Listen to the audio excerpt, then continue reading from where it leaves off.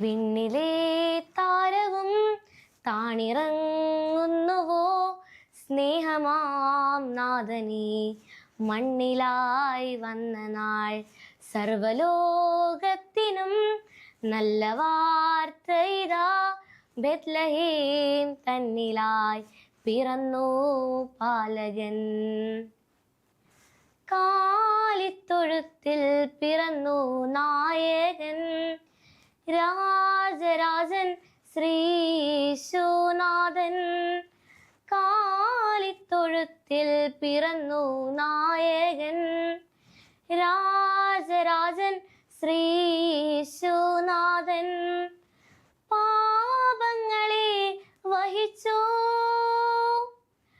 മോചനം തന്നിടുവാൻ, ശാന്തമീ രാത്രിയിൽ വിണ്ണിലെ ദൂതരും പാടിയോ കീർത്തനം.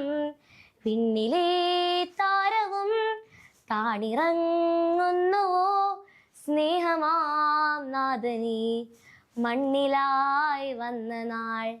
സർവലോകത്തിനും നല്ല വാർത്ത ഇതാ, ബെത്ലഹേം തന്നിലായി പിറന്നു പാലകൻ. നേറ്റിവിറ്റി ക്രിസ്മസ് കാലഘട്ടത്തിൽ ക്രിസ്തുവിന്റെ ജനനത്തിന്റെ അർത്ഥവും സന്ദേശവും ജനങ്ങൾക്ക് മുമ്പിൽ സമർപ്പിക്കുന്ന ഒരു ദൃശ്യാവിഷ്കാരമാണ്. യേശുക്രിസ്തുവിന്റെ ജനനം ലൂക്ക, മത്തായി സുവിശേഷങ്ങളിൽ വിവരിക്കുന്ന അനുഭവങ്ങളെ ആധാരമാക്കിയുള്ള ഈ സൃഷ്ടി ലോകമെമ്പാടുമുള്ള ക്രിസ്ത്യാനികൾ ഭക്തിപൂർവ്വം ആചരിക്കുന്നു. പുൽത്തൊഴുത്തിൽ പിറന്ന രക്ഷകന്റെ ചിത്രീകരണം വിനയത്തിന് ഏറ്റവും വലിയൊരു അടയാളമാണ്. യേശു പിറന്ന പുൽത്തൊഴുത്ത് മറിയത്തിന്റെ രാജ്ഞികളുടെയും യോസേപ്പിതാവിന്റെ വിശ്വാസത്തിന്റെയും കൂടി പ്രതീകമാണ്.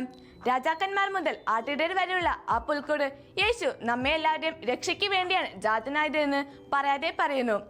നേറ്റിവിറ്റി എന്ന ദൃശ്യാവിഷ്കാരത്തിന് ഏറ്റവും വലിയ മനോഹാരിത എന്തെന്നാൽ കൊട്ടാരം മുതൽ കുടിലുകൾ വരെ യേശുവിന്റെ കഥയാണ് പറയുന്നത്. രാജാക്കന്മാർ സമ്മാനങ്ങളുമായി വന്നപ്പോഴും ആട്ടിടയർ രക്ഷകന്റെ ജനനത്തെ പാടിസ്തുതിച്ചപ്പോഴും ലോകത്തിലെ എല്ലാ കോണിലേക്കും ഒരു പ്രഖ്യാപനം നടത്തപ്പെട്ടു. നേറ്റിവിറ്റി ഓർമ്മപ്പെടുത്തുന്ന സന്ദേശം അത് തന്നെ.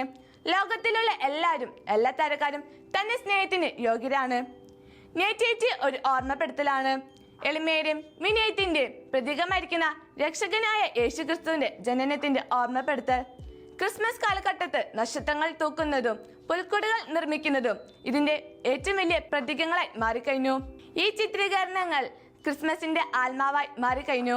യേശു തന്റെ ജനനത്തിലൂടെ നമുക്ക് ചൂണ്ടിക്കാണിച്ച എളിമയുടെയും സാഹോദര്യത്തിന്റെയും പുൽക്കൂടുകളായി നമ്മുടെ ഹൃദയങ്ങൾ മാറട്ടെ.